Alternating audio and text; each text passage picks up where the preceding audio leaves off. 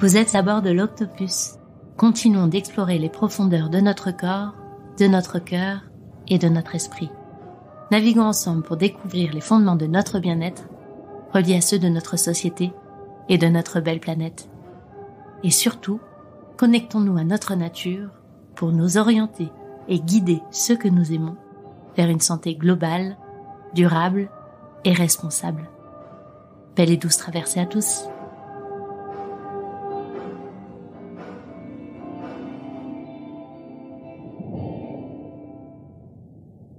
Bonjour à tous, ici Marine, créatrice de ce podcast et exploratrice de l'harmonie dans cette drôle de vie. Réfléchir et agir pour la santé de l'humain dans le respect de sa nature, voici ce que je vous propose comme folle aventure. Aujourd'hui, je reçois Anna Cascarino. Anna Cascarino est sophrologue et propose également des soins en sonothérapie. Lors de cette interview, Anna nous présente en quoi la sophrologie peut nous apporter plus de sérénité dans la vie. Elle nous parle avec son cœur et explique comment elle accompagne particuliers, sportifs et dans les Landes, pas mal de surfeurs. La sophrologie est une méthode qui agit positivement sur le corps comme sur le mental. Respiration, relaxation, visualisation sont autant de techniques utilisées dans cette pratique. Si je devais retenir quelques mots d'Anna durant cette interview, c'est que pour proposer des soins qui conviennent au mieux à la personnalité de chacun, il faut savoir écouter et constamment s'adapter. Et si à la suite de cette interview vous êtes intéressé pour tester une séance de sophrologie, Anna vous propose une séance gratuite sur sa chaîne YouTube. Le lien est à retrouver dans la description de cette interview. Douce écoute. Bonjour Anna. Bonjour Marine. Comment tu vas ? Ça va bien, je te remercie pour cette invitation. De rien, je suis hyper contente qu'on puisse s'accorder ce temps aujourd'hui et parler un petit peu de la sophrologie, de ton parcours. Du coup, est-ce que tu peux rapidement te présenter qui tu es et puis ce que tu fais exactement? Alors, donc je suis Anna Cascarino, donc je suis sophrologue et psychologue du travail. Donc j'ai ces deux casquettes-là. Donc je fais bien la différence entre ces deux pratiques. Donc j'ai commencé mon parcours professionnel en tant que psychologue du travail, donc des interventions sur les collectifs en entreprise pour concilier la santé, la qualité de vie et l'efficacité au travail en entreprise privée et publique. Je me suis rapprochée de la sophrologie pour aller un peu plus sur l'approche individuelle des personnes. Donc c'est ce qui me manquait aussi dans mon approche de psychologue en entreprise. Donc c'est ce qui m'a amenée en fait à développer mes compétences en sophrologie. Ok, et comment tu as découvert la sophrologie de ton côté ? Alors j'ai découvert par les rencontres, par les voyages, notamment avec des sportifs et des surfeurs professionnels où je les ai vus utiliser la sophrologie, la préparation mentale pour se préparer aux compétitions. Et donc moi, ça m'a renvoyé à aussi ma pratique de surf, à me dire comment se dépasser, comment gérer du stress, des émotions. Et j'ai trouvé ça incroyable par rapport au potentiel du mental pour pouvoir justement gérer des situations où on se met en état de stress, comment rester concentré parfois. Et donc j'ai pu échanger, expérimenter avec eux donc des techniques. Donc c'était un peu flou pour moi au départ, mais j'ai trouvé que c'était se recentrer sur soi, faire un travail sur soi et prendre soin de soi aussi. Donc ça m'a apporté à développer mes propres ressources en fait. Et c'était vraiment ça qui était important, l'écoute de soi. Ok. Donc en fait, tu l'as découvert d'abord pour toi autour de la pratique du surf et des sportifs que tu côtoyais dans cette discipline. Et puis finalement, tu as décidé de te former de ton côté pour l'allier à ton métier de psychologue du travail. Oui, alors voilà, je l'ai fait déjà pour moi, à comprendre un peu comment ça se passait, l'expérimenter aussi, et voir après quel lien je pouvais faire avec la psychologie du travail, comment accompagner les personnes par cette approche individuelle. Donc au départ, j'ai pas fait le lien tout de suite. J'étais beaucoup dans l'accompagnement des sportifs ou des personnes qui venaient en séance individuelle. Et c'est qu'après, j'ai réussi à avoir le lien sur quelles interventions je pouvais faire en alliant la psychologie du travail et la sophrologie. Ok, super intéressant. Et est-ce que tu peux nous dire un petit peu plus exactement ce que c'est la sophrologie et peut-être de manière déjà générale, comment tu définis cette pratique et puis peut-être aussi ton approche à toi si tu en as une particulière? Alors la sophrologie, c'est des techniques simples, efficaces, des techniques de relaxation, des techniques de respiration, de mouvement, de visualisation positive pour développer son propre potentiel. Donc c'est vraiment des techniques qui sont accessibles à tous, qui sont inspirées du yoga, la méditation. Donc c'est des choses qui peuvent être réalisées facilement. Donc c'est vraiment aider la personne à relâcher déjà au niveau du corps pour lâcher prise. Donc on passe vraiment par le corps. Donc là c'est la voix du psychologue guide la personne pour atteindre un niveau de conscience entre la veille et le sommeil. On est vraiment situé à ce niveau-là pour pouvoir intégrer plus facilement les visualisations positives, par exemple, mieux intégrer, que ça soit plus efficace. Donc on est vraiment dans l'écoute des sensations, du ressenti, dans le présent. Donc on utilise à la fois des techniques qui vont être sur le moment présent, les ressources du passé, et aussi les projets futurs. Donc on est vraiment sur ces 3 niveaux de techniques pour pouvoir accompagner la personne. Ok, mais quelle différence tu peux faire du coup entre sophrologie et hypnose ou méditation par exemple? Moi c'est une question que je me pose souvent entre ces différentes pratiques. Alors la méditation, on est principalement sur le moment présent, l'état présent. Donc en sophrologie, on le fait aussi, mais pas que. On va aller activer, aller rechercher des ressources passées, par exemple. Donc après, l'hypnose, ça se rapproche, mais on n'est pas sur les mêmes protocoles, on n'est pas... l'accompagnement est différent. C'est vrai que la sophrologie, vraiment, c'est un combiné d'inspiration de différentes méthodes. Notamment on peut faire des mouvements de yoga, ce qu'on ne fait pas en hypnose par exemple. Il y aura des ressemblances, il y a des personnes qui ont déjà fait la méditation et qui font une séance de sophro, elle va se dire ça me parle, j'ai déjà fait cet exercice-là en méditation. Je pense qu'il faut essayer, ça se vit. Le ressenti, les sensations, et chacun va trouver aussi la méthode qui lui convient le mieux. Oui, puis j'imagine aussi que ça dépend énormément du thérapeute, de son approche aussi et de ce qu'il propose autour de ça. Alors tout à fait, moi je me suis rendu compte au niveau de la sophrologie qu'il y avait des personnes que j'arrivais pas à faire lâcher prise, par exemple. J'ai apporté d'autres compétences à ma pratique, par exemple en sonothérapie, où j'ai pu concilier un accompagnement de sophro avec de la sonothérapie. C'est-à-dire que le son, la vibration du son, alors j'utilise des bols tibétains et d'autres instruments, va permettre pour certaines personnes de mieux lâcher prise. Donc on est vraiment sur l'adaptation de la personne, son ressenti, le moment présent, ce dont elle a besoin. Donc il faut vraiment s'adapter vraiment à chacun. Et ça suppose d'apprendre encore et encore et de s'enrichir des pratiques différentes. Je pense que peut-être des hypnothérapeutes vont utiliser aussi d'autres méthodes que l'hypnose. Après, je pense que la richesse de nos métiers, c'est qu'il n'y a pas forcément qu'une pratique, un protocole, et c'est vraiment l'enrichissement de différentes méthodes et de ce qu'on peut apporter avec qui on est. Tout ce qu'on peut apporter à la personne de la façon la plus bienveillante possible avec des techniques qui sont adaptées. Ouais, d'où l'importance de cette approche vraiment individualisée qui permet à toi de t'adapter à la personne et d'être à l'écoute de ce à quoi il est réceptif et d'avoir vraiment une approche holistique finalement. Et notamment, je pense à la sonothérapie, c'est vraiment quelque chose à laquelle je suis réceptive parce qu'on est, enfin, moi en tout cas, je suis quelqu'un qui est beaucoup dans le mental et c'est vrai que le son permet une connexion au corps qui est assez impressionnante. Alors j'imagine que encore une fois ça dépend des gens, mais c'est vrai que cette approche-là permet vraiment de se connecter de façon plus évidente au corps, je trouve.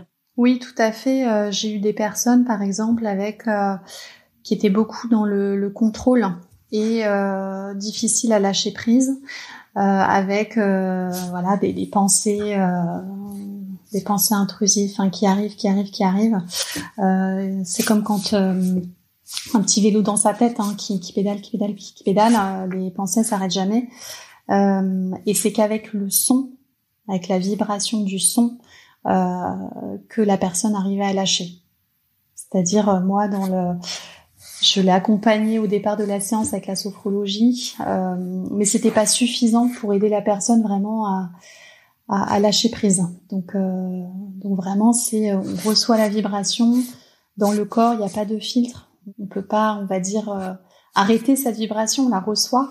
Et c'est ça aussi qui, en tout cas pour cette personne-là, qui a permis de lâcher un peu et d'être au cœur de son ressenti, de ses émotions, de ses sensations. Et comment tu as découvert du coup la sonothérapie, toi ? Alors moi j'ai découvert en rencontrant une formatrice en fait en sonothérapie, donc qui était prof de yoga aussi. Elle proposait des formations donc sur une semaine. Donc ça se rapprochait un peu dans l'accompagnement de sophrologie. Moi j'ai vraiment concilié tout de suite, puisqu'il y a l'écoute de la personne, ses attentes, pourquoi elle vient, et il y a toute la gestion aussi de ce qui se passe dans une séance. Il y a des émotions, ce qu'on retrouve aussi en sophrologie. Il y a et tout ce que peut apporter les sons. Moi j'invite tout le monde à essayer une fois un bain sonore, ça s'appelle. Ça peut être surprenant et je vous laisserai découvrir l'expérience. C'est un grand voyage. Et donc on parle beaucoup forcément en sophrologie, en sonothérapie, de l'importance de se reconnecter au corps. Est-ce que tu peux nous dire, toi, pourquoi c'est important de se reconnecter au corps aujourd'hui ? Alors, se reconnecter au corps, c'est essentiel. C'est écouter ce qui se passe. Le corps nous parle. Si on l'ignore, on peut l'ignorer, mais à un moment donné, il nous le rappelle. Et ça peut nous déséquilibrer dans notre vie personnelle, professionnelle. Donc, c'est vraiment aller vraiment au cœur de soi, se connaître, apprendre à se connaître. Ça peut être dit comme ça peut paraître étrange, mais vraiment aller au cœur de soi pour se connecter à soi. Moi, je parle plutôt de connexion, pas de déconnexion. Quand on peut voir, il faut déconnecter, du boulot, etc. Oui, il faut déconnecter, mais il faut se reconnecter à soi. C'est vraiment aller dans ce qui nous fait du bien, prendre soin de soi, prendre du temps pour soi. On prend pas forcément le temps, et ce que peut apporter une séance de sophrologie, c'est vraiment un temps pour soi. C'est un espace qui va être privilégié. C'est un espace sécurisant pour libérer des émotions. On a ce temps-là. On est dans le moment présent, on est là. C'est vraiment un cadeau qu'on se fait à soi. Oui, puis c'est souvent un temps qu'on s'accorde rarement tout seul. Quand on a un peu d'espace et de temps, on va le faire pour faire certaines activités qu'on n'a pas forcément le temps de faire, mais on va pas forcément prendre ce temps-là pour libérer des émotions ou écouter ce qu'il y a vraiment profondément en nous, qui nous permettrait justement d'aller vers la direction qui nous est le plus souhaitable finalement. Oui. Alors après, c'est vrai que des fois, il y a des choses qui vont pas, mais on ne sait pas pourquoi. On a des voiles, et au fur et à mesure des séances, on les enlève. Et on va voir ce qui s'y passe au fur et à mesure. Voilà, qu'est-ce qui se passe en dessous, qu'est-ce qui se passe à l'intérieur. Des fois, on n'est pas prêt à enlever ces voiles, donc on garde ça. Et puis au fur et à mesure, voilà, on s'apprivoise aussi. On est aussi dans l'acceptation. L'acceptation de soi, l'acceptation de qui on est. Donc c'est vraiment quelque chose qui peut prendre du temps. Même si on voit des effets, parfois quelqu'un qui a du mal à dormir, on peut avoir des effets assez rapides. Mais voilà, se connaître, ça va prendre du temps et c'est un beau voyage. Et dans la pratique sportive, tu parlais justement des surfeurs qui en faisaient beaucoup. Donc là, la sophrologie va vraiment plus apporter ce pouvoir aussi de concentration et de connexion de gestion du stress finalement. Alors oui, en fait, pour les sportifs, il y a différents accompagnements. Il y a à la fois pour gérer un stress par rapport à la compétition. Voilà, il faut réussir, il faut réussir sa série, il faut gagner. Donc c'est comment la personne garde tout son potentiel, voilà, qu'elle travaille depuis des semaines, des mois, le jour J, voilà, pas perdre ses moyens quand on doit être dans l'action et qu'on doit être très concentré. Donc la sophrologie permet de développer ses capacités de concentration, de gérer du stress, des émotions. Donc il y a des techniques très simples et efficaces qui, par la pratique et la répétition, vont permettre une efficacité le jour J. C'est-à-dire, on n'a pas besoin de faire une séance de sophro juste la veille. C'est-à-dire, l'entraînement, c'est comme un entraînement physique. L'entraînement du mental, donc voilà, par la répétition, va pouvoir être efficace donc pour gérer des émotions, du stress. Donc ça, c'est donc il y a la préparation avant la compétition. Il y a les techniques qu'on peut faire pendant la compétition et les techniques qu'on peut faire aussi après l'effort. Donc pour récupérer physiquement et psychologiquement, et pour, par exemple, s'il y a un échec, rester motivé, garder confiance pour la prochaine. Et c'est des choses que les sportifs peuvent faire tout seuls, c'est-à-dire que le sophrologue peut donner quelques exercices au départ et ensuite c'est quelque chose qu'ils peuvent appliquer de leur côté indépendamment? Oui, en fait, l'idée c'est de rendre autonome la personne. Que ça soit un sportif ou n'importe quel accompagnement, c'est vraiment de donner des techniques que la personne puisse faire seule. Donc il y a un accompagnement où là, il faut que le sophrologue soit là pour vérifier un peu la progression dans l'apprentissage des techniques, de quelle technique est adaptée ou non, des techniques où la personne va mieux se les approprier que d'autres. Donc c'est vraiment trouver aussi qu'est-ce qui convient ou pas. Après, il y a toujours des séances qui vont être nécessaires où le sophrologue va avoir toute son utilité. Voilà, quand il y a vraiment des choses qui sont difficiles à gérer émotionnellement, des doutes parfois. On va avoir besoin d'avoir un appui, d'avoir une écoute d'un professionnel. Ok. Et d'ailleurs, en parlant de séance, est-ce que tu peux nous parler un petit peu de comment se déroule une séance de sophrologie quand tu as quelqu'un en consultation, quelles étapes il y a durant une séance? Alors, il y a 3 niveaux.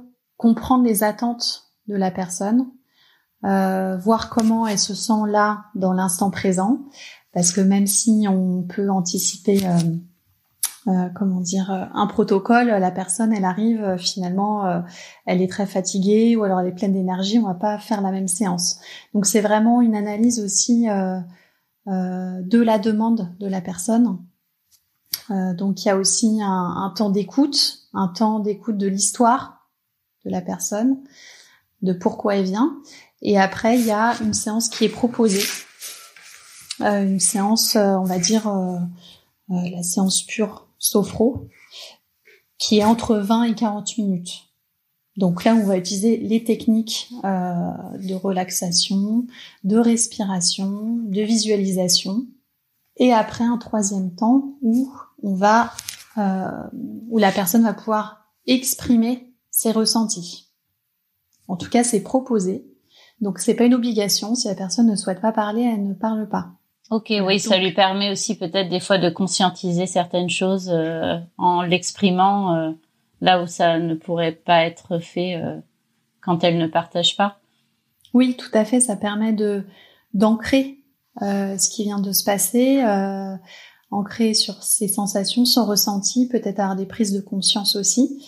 Donc ce temps est important, c'est-à-dire faut vraiment laisser, on va dire, infuser un peu ce qui vient de se passer pendant la séance. Pour quel type de choses les gens viennent te consulter en général? J'imagine que ça peut être très très varié, mais est-ce que tu as des pathologies ou des demandes qui reviennent très souvent? En fait, en sophrologie, on peut vraiment faire de nombreux accompagnements. Ça va être... alors moi, c'est vrai que j'en ai beaucoup sur tout ce qui est gestion du stress et des émotions. Je fais aussi de la préparation mentale pour les sportifs, une préparation en compétition. Ça peut être préparation au concours, aux examens. Ça peut être accompagnement aux épreuves de la vie. Donc ça peut être une perte d'emploi, ça peut être un décès, une séparation. Ça peut aussi être accompagnement à l'accouchement. Ça peut être aussi tout ce qui est addiction, donc tabac, alcool, drogue. Donc après, il y a des accompagnements qui se font en complémentarité avec une prise en charge médicale. Oui, j'allais te demander d'ailleurs, je pensais au cancer par exemple. Moi, j'ai des amis qui ont été touchés par le cancer ou des proches. Et ils se font souvent accompagner par des sophrologues, enfin les personnes que je connais. J'en ai plusieurs qui sont accompagnés par des sophrologues durant leur chimiothérapie ou après la chimio. Et est-ce que tu as aussi ce type de personnes, toi, et en quoi tu trouves ça complémentaire, la sophrologie et par exemple des pathologies comme le cancer? Alors oui, l'accompagnement sur les personnes atteintes de cancer, bien sûr que ça va être bénéfique. Ça va permettre de travailler sur soi sur différents aspects, redonner du positif, renforcer le positif. Donc on va être vraiment sur des questions au niveau des visualisations positives. Ça va être très important. Très bénéfique, puisque dans les techniques de sophrologie, en termes de visualisation, le cerveau ne fait pas, entre guillemets, la différence entre le vrai et le faux. C'est-à-dire que tous les effets qu'on peut avoir en visualisation en termes de libération d'hormones va avoir le même effet que si on avait réellement vécu l'événement. D'accord. Bah, je voulais te demander ça, que tu expliques un peu ce que c'est la visualisation et les bienfaits de cette pratique. Parce que en fait, c'est vraiment, on va aller chercher des sensations agréables. On va aller chercher des visualisations qui vont nous faire du bien. Soit des visualisations dans le passé, donc des choses qu'on a vécues, qui ont été agréables. On a ressenti de la joie, par exemple. On va pouvoir revivre en fait ces moments-là. Donc ça va, au niveau physiologique, nous apporter du bien-être, comme si on avait là, dans l'instant, vécu ce moment-là. Donc forcément, ça apporte du positif et ça remet, en fait, on va dire, appréhender la vie aussi de façon plus positive. Ouais, tu retrouves beaucoup plus de sérénité là où tu pouvais être dans un état de stress qui finalement peut avoir des effets encore plus négatifs sur une maladie ou sur un état dans lequel tu es. Oui, tout à fait. On peut aussi être sur la gestion de la douleur, par exemple. C'est-à-dire comment déjà accepter une douleur, comment on va dire l'apprivoiser, comment aussi qu'elle ne nous envahisse pas.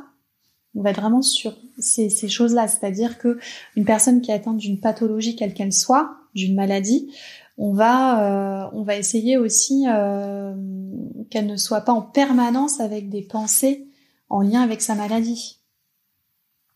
On va aller chercher d'autres choses qui vont permettre à la personne de penser aussi à autre chose, d'être sur des choses qui vont être importantes pour elle, qui vont lui faire du bien. Donc on va aller chercher, des ressources passées, mais aussi on va penser au futur, c'est-à-dire préparer le futur, être dans quelque chose de positif, quelque chose où la personne va être motivée, soit pour réaliser quelque chose de nouveau, pour créer, pour Ok, donc ce que je comprends, enfin, c'est que il y a beaucoup cette approche positive finalement dans la sophrologie. Peut-être, je dirais pas la différence, mais en tout cas c'est très présent. Si je dois comparer à la méditation ou à l'hypnose, finalement, cette approche de visualisation et de positif est très très ancrée en sophrologie. Oui, tout à fait. Renforcer le positif, être dans un équilibre, oui, plus en harmonie avec soi et avec son environnement. En fait, c'est vraiment développer ses ressources, c'est-à-dire aller chercher ses propres ressources pour faire face aux événements, quels qu'ils soient. Et est-ce que la sophrologie, elle a sa place un petit peu dans des milieux médicalisés comme par exemple des hôpitaux ou des choses ou d'autres centres qui s'ouvrent aujourd'hui un petit peu à des accompagnements comme ça? Alors oui, bien sûr. Alors il y a déjà des sophrologues qui interviennent au sein de l'hôpital, des personnes aussi du personnel médical qui sont formés en sophrologie, donc qui ont une double compétence et qui proposent donc soit des accompagnements collectifs, soit des accompagnements individuels. Donc on peut très bien accompagner de façon individuelle ou de façon collective en sophrologie.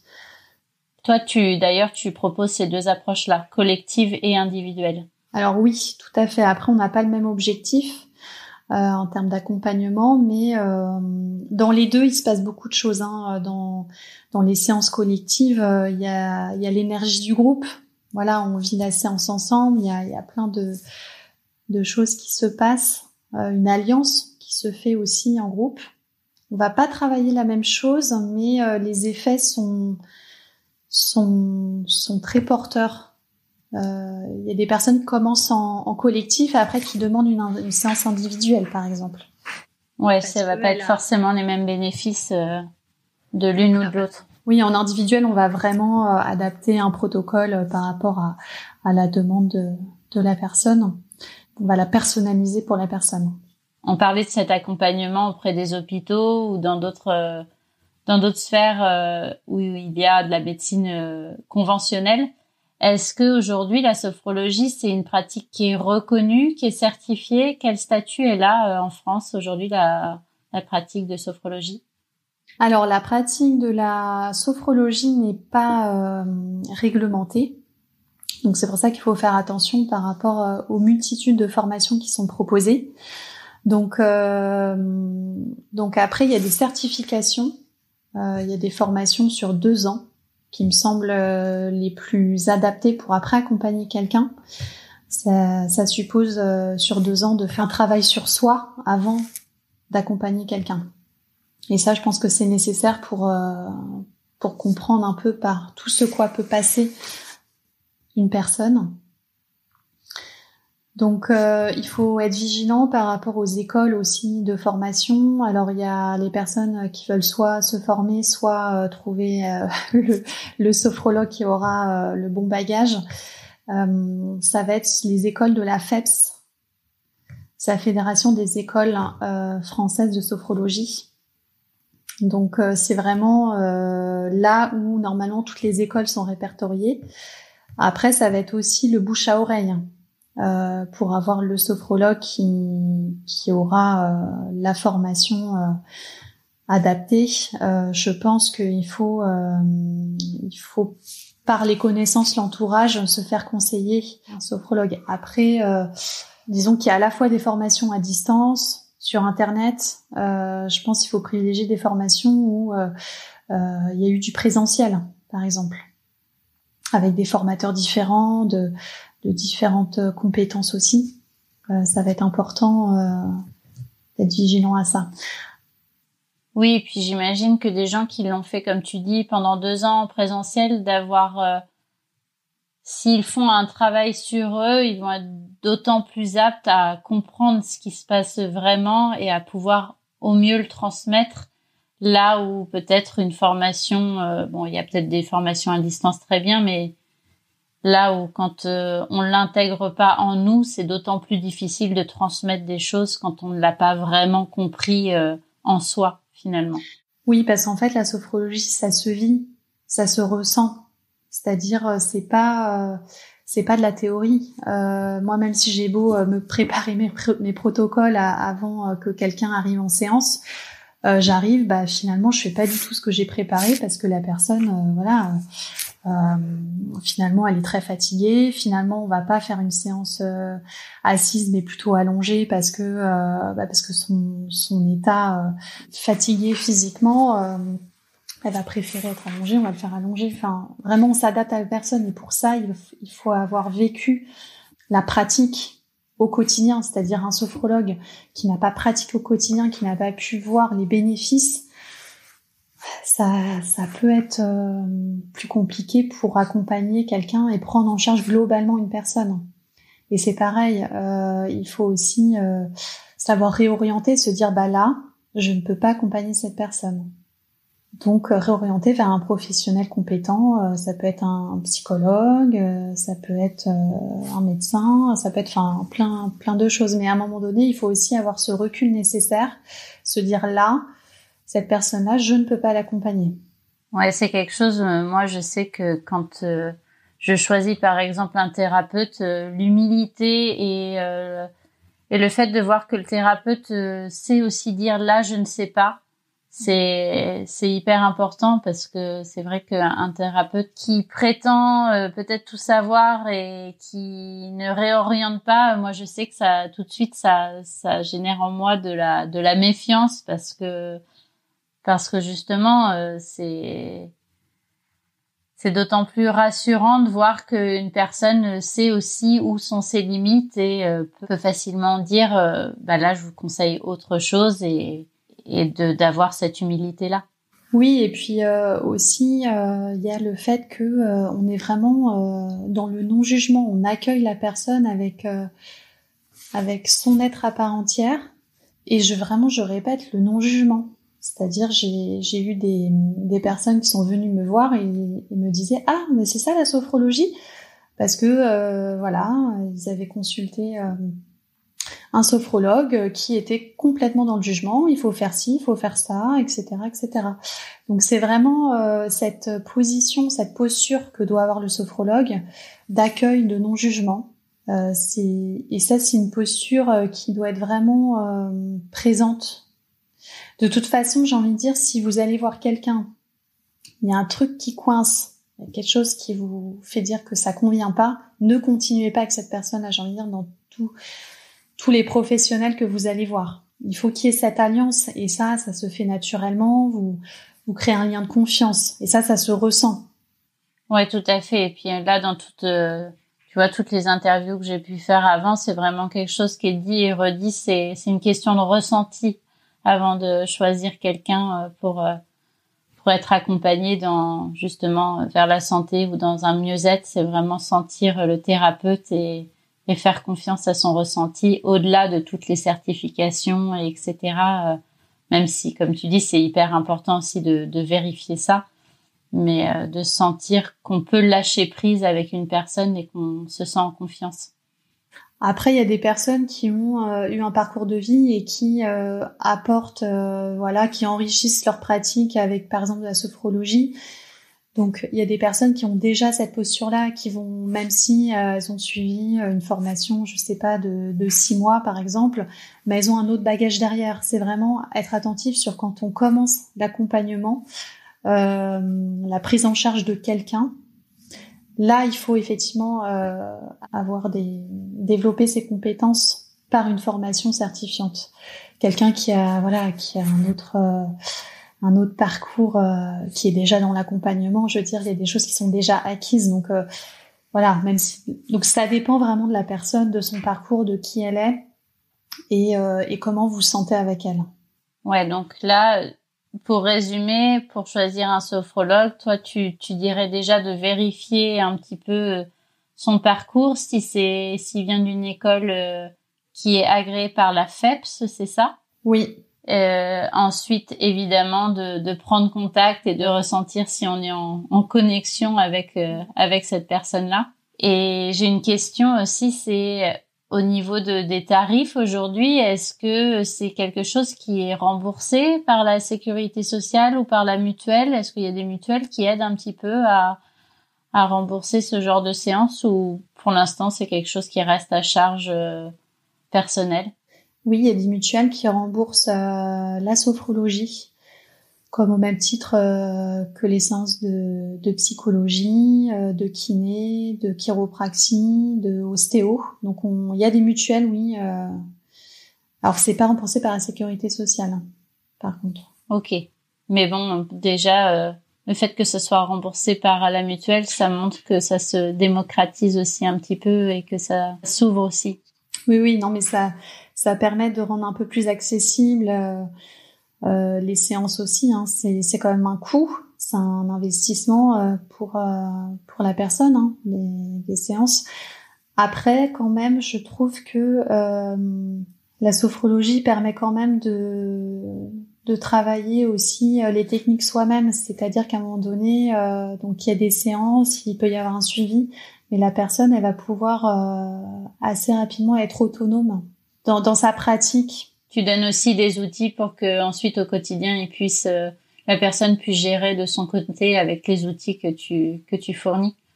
Voilà, donc après il y a des séances qui sont enregistrées, qui sont données aussi à la personne pour les entraînements, pour la pratique. Donc dans l'idée, c'est vraiment que la personne puisse être autonome le plus rapidement possible. Je trouve que c'est une des choses les plus importantes aussi quand on choisit un thérapeute, c'est de voir qu'il nous pousse vers l'autonomie aussi et qu'il ne crée pas forcément de dépendance aussi vis-à-vis de lui. Et on parlait au tout début de cette interview du fait que tu étais psychologue du travail et de la complémentarité avec la sophrologie. Est-ce que tu peux un peu plus nous en parler? Alors oui, là j'ai développé des modules de formation pour le personnel soignant. Donc pour tout ce qui est gestion des émotions, par rapport notamment à la crise sanitaire, donc avec le Covid, où là le personnel soignant est épuisé. Donc je vais co-animer avec une collègue sophrologue, donc une formation dédiée à ça. Donc là j'allie vraiment mes compétences de psychologue du travail, de tout ce que je connais, le collectif de travail au sein de l'hôpital, toute l'organisation de travail qu'il peut y avoir, ce à quoi ils sont confrontés, et aussi développer donc les ressources individuelles, les ressources qui peuvent activer pour faire face aux événements, face aux situations difficiles. Donc là vraiment j'allie mes deux compétences pour accompagner de façon collective et individuelle les personnes. C'est génial comme initiative. Tu fais ça toute seule ou tu fais ça en collaboration avec d'autres sophrologues? Oui, en co-animation avec une autre sophrologue. Voilà, donc on sera 2 pour ces modules. Donc voilà, c'est un module donc qui dure 3 jours. Ou 3 jours, on va être avec un groupe où on va vraiment leur apprendre des techniques. C'est pour ça qu'on a fait ça sur 3 jours, pour qu'ils puissent après refaire en situation toutes les techniques qu'on a pu leur apprendre. Ouais, donc là, vous avez déjà commencé? Alors là, on commence au mois de juin. Et qu'est-ce qui t'a donné l'idée de faire ça? C'est venu assez naturellement à toi ou comment ça s'est passé? Alors, ça s'est passé l'année dernière où pendant la période du Covid où tout était un peu à l'arrêt, là moi j'étais en plein cheminement de qu'est-ce que je pouvais créer de nouveau avec la sophrologie.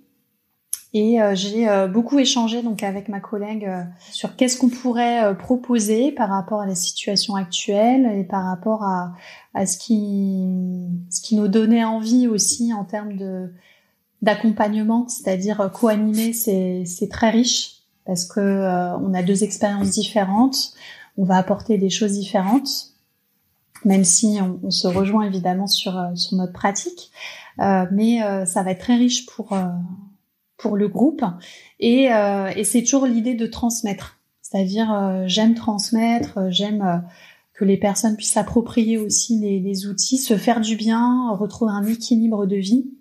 C'est vraiment ça qui m'a motivée, voilà, créer quelque chose de nouveau et où il y avait un besoin.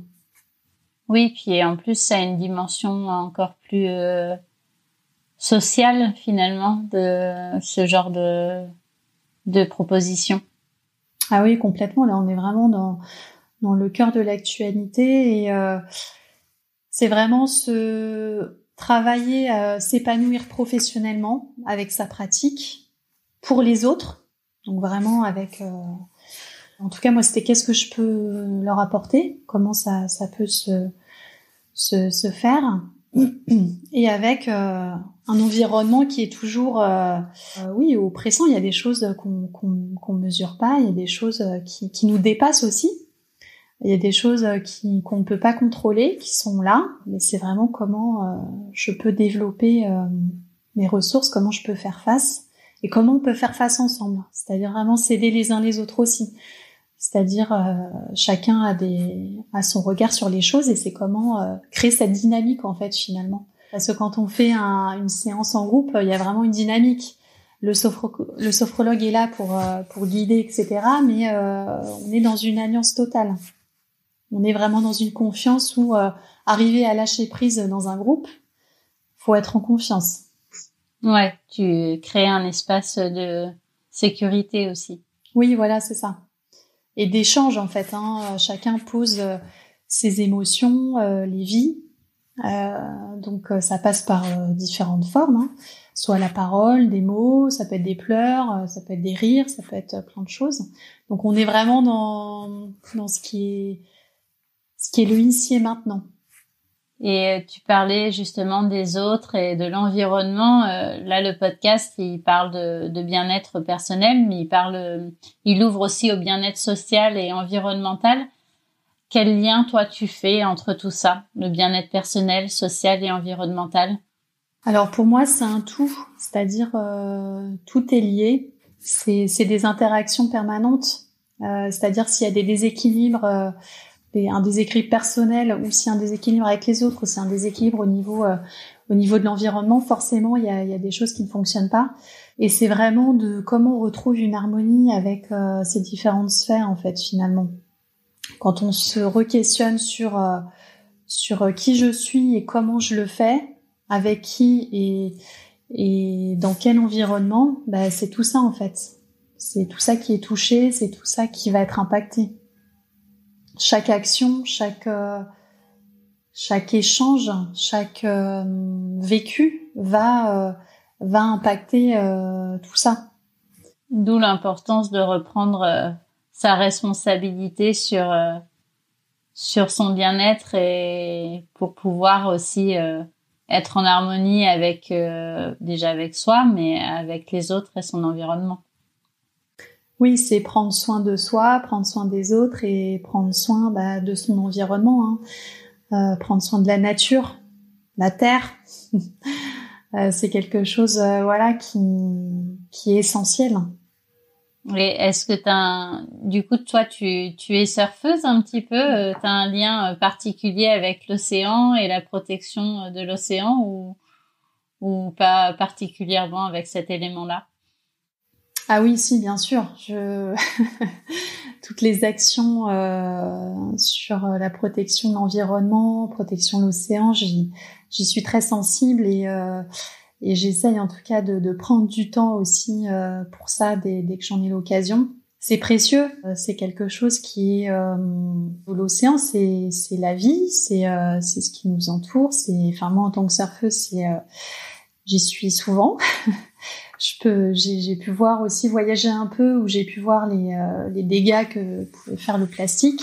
Il faut pas lâcher en fait. Il y a vraiment des solutions. Il y a vraiment un engagement à avoir, à partager aussi. Je me suis rendu compte qu'en partageant, en échangeant avec ne serait-ce que son entourage, ça permet déjà de sensibiliser et d'apporter un petit quelque chose, mais qui se multiplie au fur et à mesure. Et auprès des jeunes. J'avais travaillé avec le club de surf d'Hossegor, donc avec des surfeurs en compétition. J'avais fait des séances de sophrologie. Ils y sont sensibles et de plus en plus, il y a des actions qui se mettent en place. Donc ça, c'est plutôt positif. Et comme on parlait du lien entre soi, les autres, l'environnement, on est un tout. Donc prendre soin de cet ensemble-là est essentiel. Hein. Est-ce que tu sens que les personnes que tu accompagnes aujourd'hui sont notamment de plus en plus ouvertes à tout ça et t'en parlent beaucoup?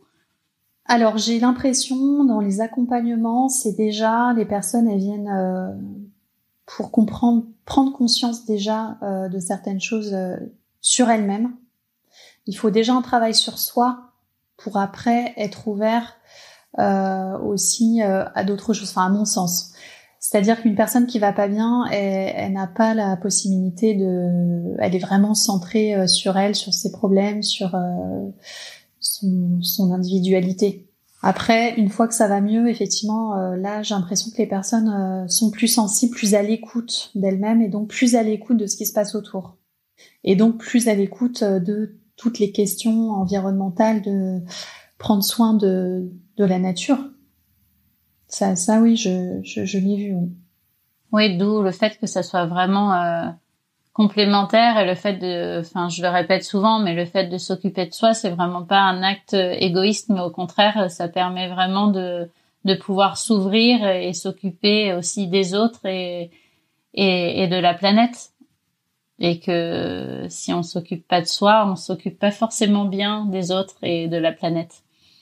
Oui, je partage tout à fait. Et il y a une séance de sophro, la personne vient donc pour elle-même et clarifie des choses pour elle-même, mais prend conscience et prend du recul sur, par exemple, sa relation aux autres, sa relation avec son entourage, et aussi sur comment moi, quelles sont mes actions, quelles responsabilités j'ai, aussi avec ce qui se passe autour de moi et notamment sur toutes les actions liées à l'environnement. Il y a vraiment des choses où des personnes me disent là je sens que j'étais complètement déconnectée de la nature. Je m'en rendais même pas compte. Là les exercices je vais aller les faire sur la plage, les pieds dans le sable et je vais respirer au grand air. Ça faisait longtemps que j'avais pas fait ça. Voilà, c'est vraiment des choses qui arrivent naturellement, mais c'est parce qu'à un moment donné, la personne a pu lâcher prise et prendre du recul sur soi. Ouais, puis la connexion avec la nature se fait, quand on s'occupe de soi, elle se fait de façon de plus en plus évidente, en fait. Il y a un besoin qui se crée de nature, de ressentir les éléments, que ça soit l'air. C'est des personnes angoissées. C'est vrai que je fais des séances parfois en extérieur. Et c'est des personnes qui demandent que ça, de pas être enfermées dans une pièce, d'être dans des espaces ouverts en lien direct avec soit l'océan, l'air, la forêt aussi. C'est très riche en énergie et très ressourçant. Oui, il y a des prises de recul, des prises de conscience et une volonté des personnes de revenir aux choses essentielles. De ce que peut offrir la nature. Et moi, effectivement, dans les séances, on va chercher des endroits agréables en lien avec la nature, par exemple. Donc, on est vraiment connecté avec tout ce que peut apporter là au quotidien la nature. Et donc, si on est bien, on a besoin de la nature, forcément, on va en prendre soin. Et ça, il y a des choses il y a des prises de conscience qui arrivent de plus en plus comme ça. Tu crois que ce qu'on vit aujourd'hui, la situation sanitaire, permet un peu plus cette prise de conscience, ce besoin de se reconnecter à l'essentiel en soi et avec ce qui nous entoure? Alors, je pense que pour certaines personnes, oui, il y a vraiment des prises de conscience qui ont été générées par cette situation avec le Covid. Après, je pense que là aujourd'hui, il y a vraiment un besoin d'accompagnement pour gérer les situations difficiles. Il y a des personnes qui souhaitent, par exemple, changer de boulot parce qu'elles se rendent compte que ça va pas du tout. Il y a des personnes qui perdent leur boulot, qui se re-questionnent de qu'est-ce que je fais. Donc ça, c'est des cheminements personnels. Mais je pense que là, la majorité des personnes sont soit fatiguées, soit cherchent quoi faire. Et un appui, un soutien est nécessaire. Je pense que les personnes ont pu davantage prendre du temps pour soi, du temps différent en tout cas, avoir des temps complètement, passer plus de temps avec sa famille, se recentrer un peu se recentrer sur soi et profiter aussi de ce qu'on a autour de soi, que ça soit des personnes, que ça soit des endroits.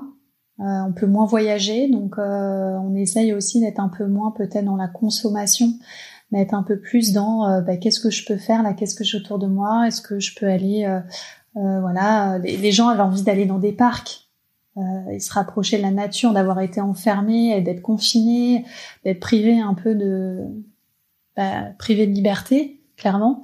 C'est comment je me ressource, de quoi j'ai besoin, et la majorité des gens c'était je veux profiter d'être dans des grands espaces, d'être au plus proche de la nature.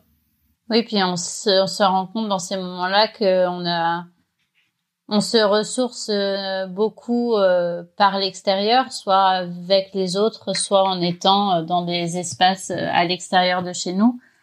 Et quand on est privé de ça, c'est compliqué, d'où l'importance de savoir se ressourcer aussi intérieurement et ce que peut proposer des pratiques comme la sophrologie finalement.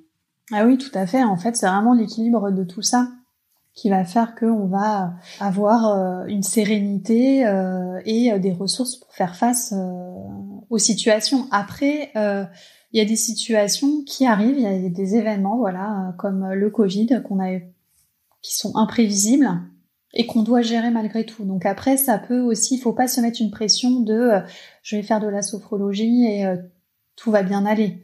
C'est-à-dire, on vit des émotions, il faut les vivre.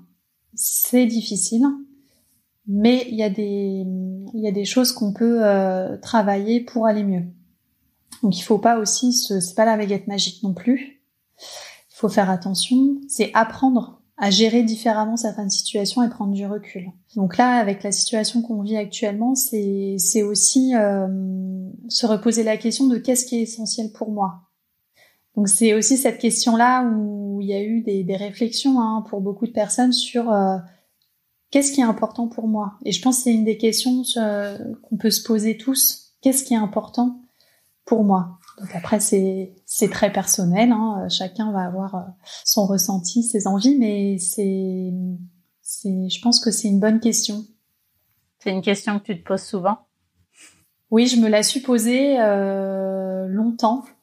Et il y a des choses après qui semblent évidentes et après ça permet de faire certains choix de vie, des choix personnels, des choix professionnels également. Mais qu'il y a toujours des chemins à prendre, c'est-à-dire même s'il y a un événement qui se passe qui est difficile, il y a toujours un chemin à prendre et des choses agréables dans ce chemin. Pour finir cette interview, tu voudrais, alors cette dernière phrase est très belle, mais est-ce que tu as une dernière phrase ou une citation que tu aimerais partager qui te vient aujourd'hui? Alors, pour moi, ça serait surtout profiter de l'instant présent, des petits bonheurs, des petites choses. Boire un petit café au soleil, qu'on soit seul ou avec des amis. Enfin, vraiment profiter de ces petites choses du quotidien qui sont très agréables et d'en prendre conscience. C'est vraiment être ici et maintenant. Et ça fait du bien. Surtout dans des moments où c'est difficile de prévoir et de projeter et du coup d'apprécier au maximum les petits bonheurs de l'instant. Tout à fait, je partage ça. Eh bien, merci beaucoup Anna d'avoir pris le temps pour cette interview et d'avoir partagé ton approche de la sophrologie et ta vision aussi. Mais merci à toi Marine, c'était un plaisir. Eh bien, à très bientôt. À bientôt. Salut.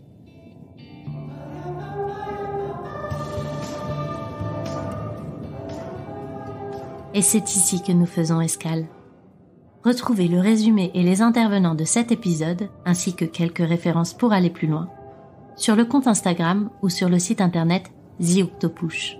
Si vous avez aimé l'extrait musical de ce générique, je vous invite à écouter l'artiste Brioche, qui prend soin d'apporter douceur et poésie à nos petites ouïes.